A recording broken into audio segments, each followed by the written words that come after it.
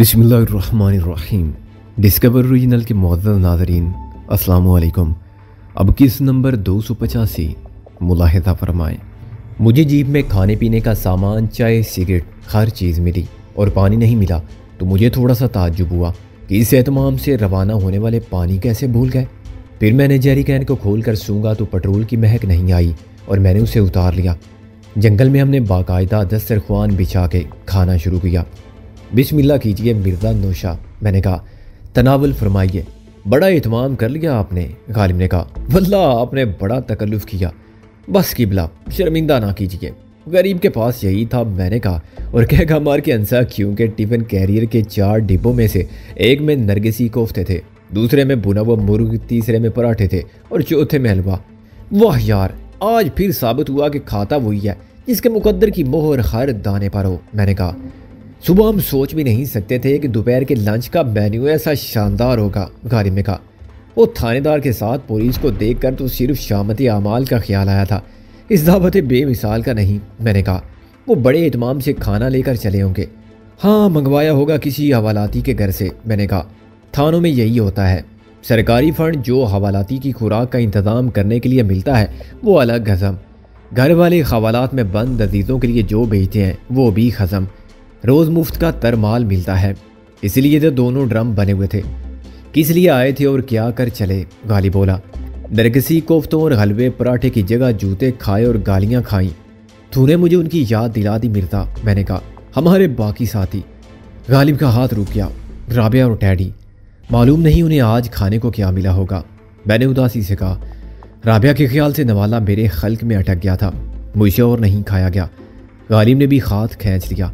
हमने थर्मास से चाय निकाली और अपने अपने मग से पीते हुए सिगरेट के कश लेते रहे।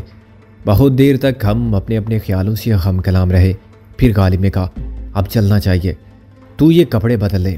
मैंने चौंक कर कहा, अगर तू भी वर्दी चढ़ा ले तो हम कुछ महफूज हो जाएंगे। मैं बुश शर्ट तो पहन लूँगा, गालिब ने कहा। पतलून कैसे पहनूंगा? दोनों ढीले हैं, मैंने कहा। मैं पहनाने में तेरी मदद करूँगा, तू ज़रा हिम्मत से काम लेना। गालिब ने सारी लाया और मैंने पहले उसे सब इंस्पेक्टर की बुश शर्ट पहनाई, फिर पतलून के एक हिस्सा आसानी से चढ़ गया। दूसरी टांग को मोड़ना बहुत मुश्किल था। उस काल मैंने ये निकाला कि पतलून का पांचा उधेड़ दिया और उसे टांग के गिर्द रख के लपेट दिया। अब यूं लगता था कि पतलून के एक पांचे को जराब के अंदर कर दिया गया है। शर्ट सिर्फ पेट पर से ढीली थी, उसे पतलून के अंदर करने से वर्दी ज़्यादा मुज़ीका खेज नहीं रही। अब हमारे पास पुलिस की जीप भी थी और वर्दी भी। तेज़ रफ्तारी में हम किसी चेक पोस्ट से रुके बगैर गुजर जाते तो इस बात का इम्कान था कि कोई हमारा पीछा ना करता, ये समझते हुए कि हमको फ़ौरन किसी जाए वारदात पर या किसी मुजरिम को पकड़ने के लिए पहुंचने की जल्दी थी।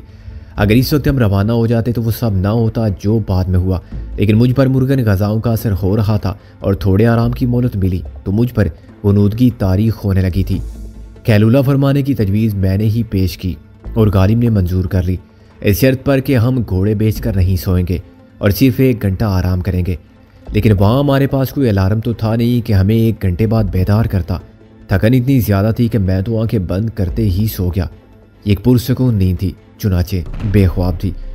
फिर अचानक मुझे ऐसा महसूस हुआ जैसे किसी ने मुझे लात मारी हो।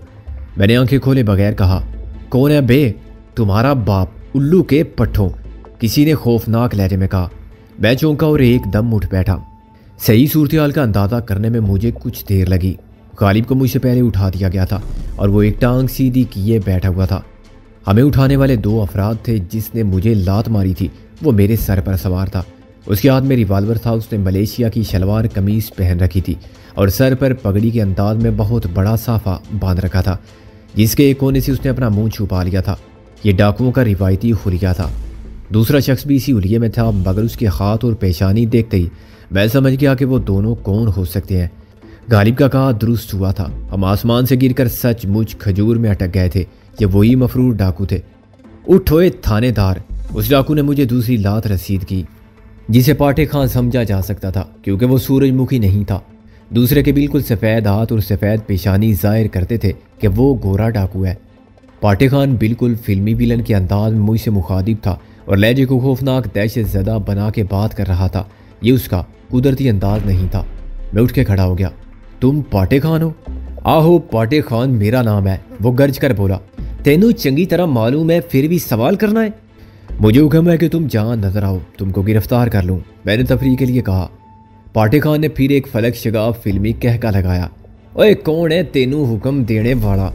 मेरे कोल लिया उन्हों, मैं उन्हों दसा गिरफ्तारी दा मतलब। उसके कहके का साथ गोरे डाकू ने दिया। गोया तुम गिरफ्तार होने से इनकार कर रहे हो? मैंने सोच कर कहा, यह तो बड़ी गलत बात है। पहले तुम जेल से फरार हुए।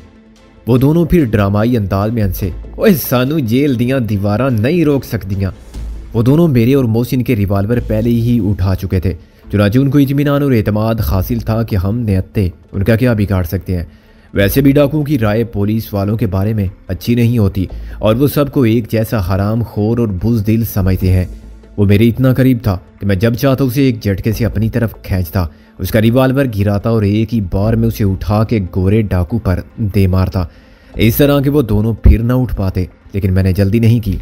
अच्छा चलो मैं तुम्हें गिरफ्तार नहीं करता, मैंने कहा, लेकिन उसके बदले तुम मुझे क्या दोगे? मैंने अब थानेदारों का अंदाज इख्तियार कर लिया और हमारी बाकी गुफ्तगू ठीठ पंजाबी में एक दूसरे से ताल्लुक की बुनियाद पर हुई। अभी क्या है मेरे पास देने को? वो मूंछों पर ताव देकर बोला। जो भी था वो अंदर वालों को दे दिया। अब जेल से निकले हैं तो कुछ करेंगे, गोरा डाकू बोला। तुम्हारे लिए भी और अपने लिए भी, बस हमारी नौकरी का ख्याल करना, मैंने लिजाजत से कहा। और कुछ हमारा? तुम्हारा ख्याल हमने कब नहीं रखा, पाटे खान ने सरपरस्ती के लहजे में कहा। तुमको भी उतना ही मिलेगा जितना दूसरे थानेदारों को मिलता रहा है, मगर देखो पाटे खान से दगा की तो तुम्हारा भी हशर वही होगा जो पहले वाले थानेदार का हुआ था। पहले वाला थानेदार कौन था? मैंने सहम कर कहा। वही बदबख्त अफजल शाह, पाटे खान बोला। उसने क्या समझा था कि माल भी हजम कर लेगा और पाटे खान को फांसी भी लगवा देगा?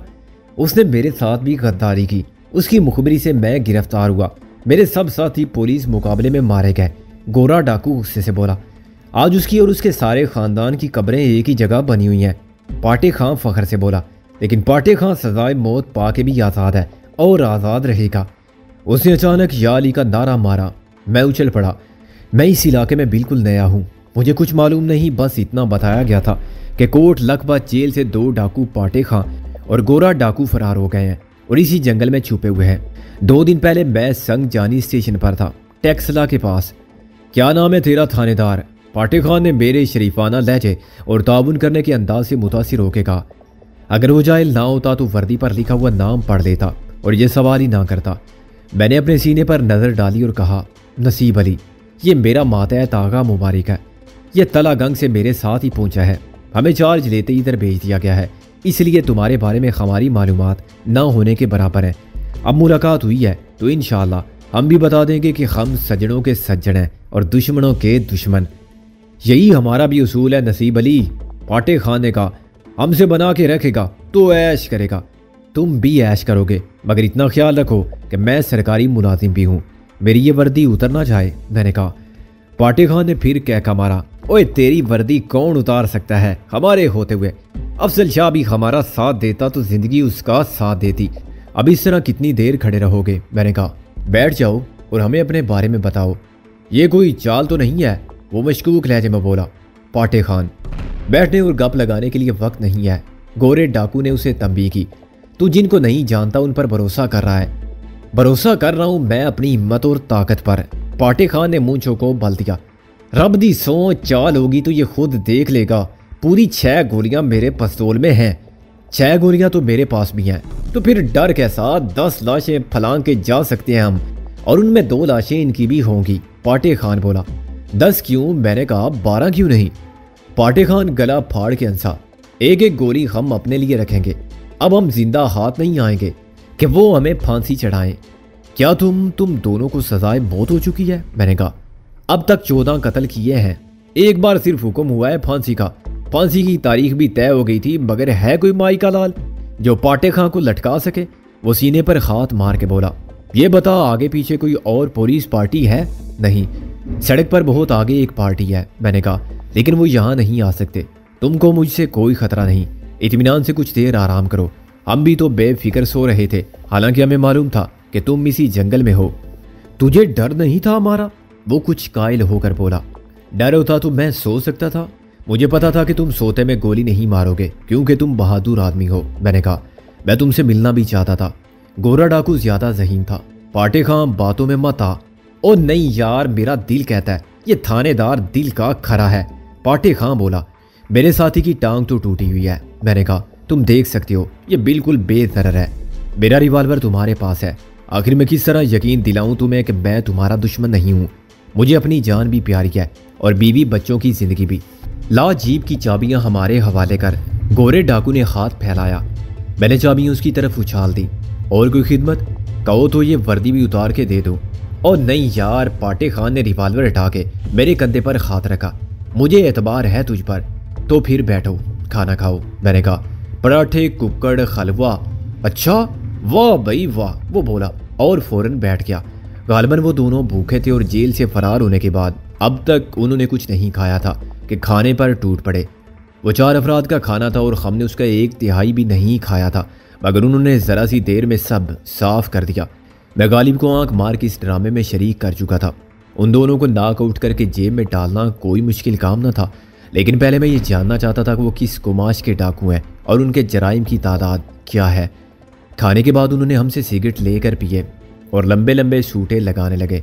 रिवॉल्वर उन्होंने अंदर रख लिए थे और अब बहुत मुतमईन बैठे थे।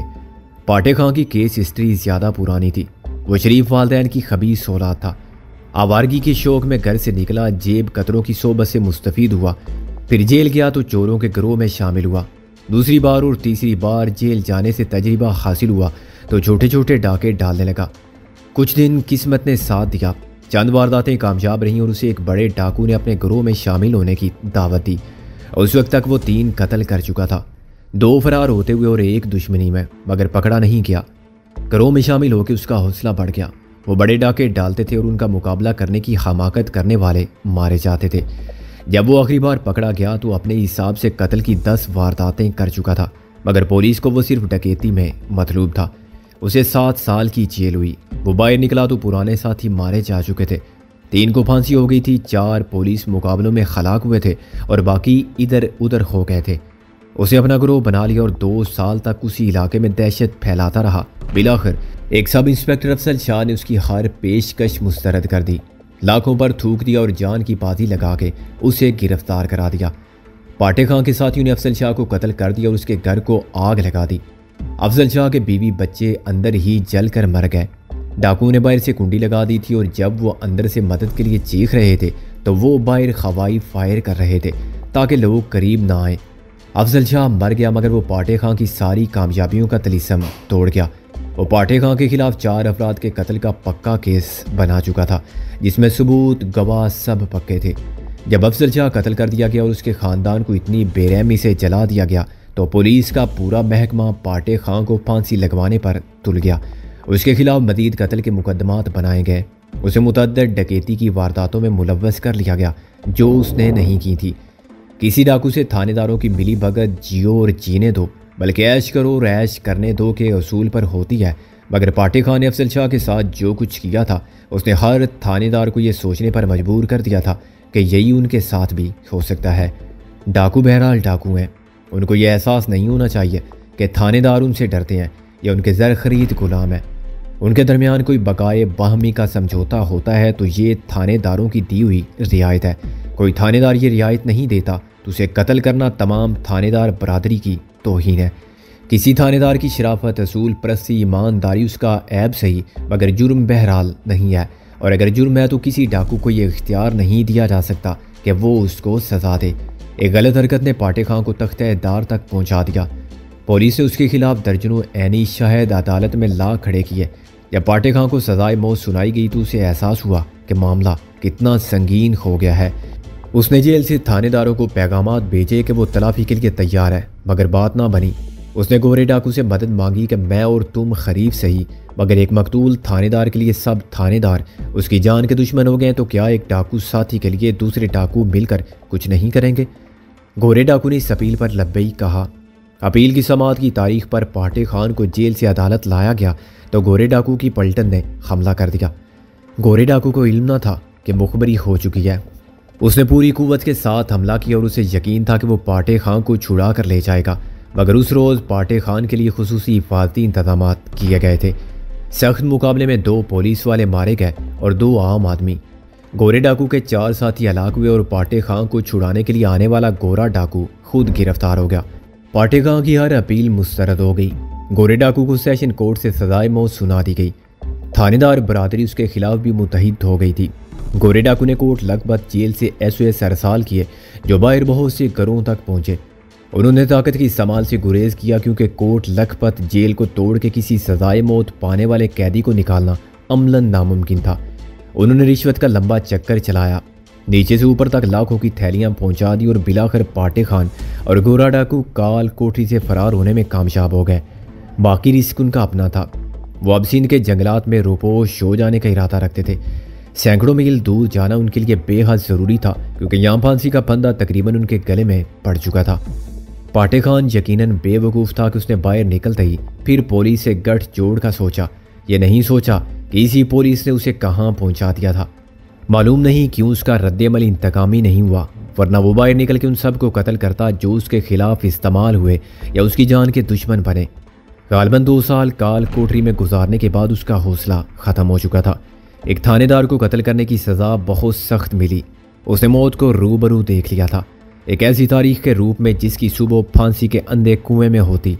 वो डर गया था और अब सिर्फ फरार होना चाहता था। यह हमारी खुशकिस्मती थी कि उन दोनों डाकुओं का सारा कस बल निकल चुका था, वरना वो हमें जगाने की बजाय गोली मार के हमेशा के लिए सुला देते। उनकी अदाकारी की वजह यही मेरी समझ में आने लगी थी। अब वो किसी के लिए दहशतनाक ना रहे थे, चुनाचे वो खौफनाक लहजे ही से डरा सकते थे। मगर उस शेर की दाढ़ से कौन डरता है जो चिड़ियाघर के पिंजरे से इसलिए निकाला गया हो कि उसे दूसरे पिंजरे में मुंतकिल कर दिया जाए। वो जंगल के बादशाह की अदाकारी करे तब भी लोग मरूब नहीं होंगे। पाटे खान ने हम पर एतबार करके रिस्क लिया था। शायद इस रिस्क में यह ख्याल भी शामिल था कि खैर थानेदार फजल शाह नहीं होता और पहले हज़ारों में एक होता था, तो अब शायद लाखों में एक होगा। फिर मेरी ताउन की पेशकश और मेरे बुज़दिलाना रवैये ने उसको मज़ीद एतमाद अता किया और वह खुद को महफूज समझते हुए रुक गया। मैं देख रहा था कि गोरा डाकू उसके मुकाबले में बहुत ज़्यादा मोहतात है और उसका एक हाथ मुस्तकिल अपने रिवाल्वर पर है, ताहम उसे कोई फ़र्क नहीं पड़ता। तकरीबन 2 घंटे बाद वो उठ खड़े हुए।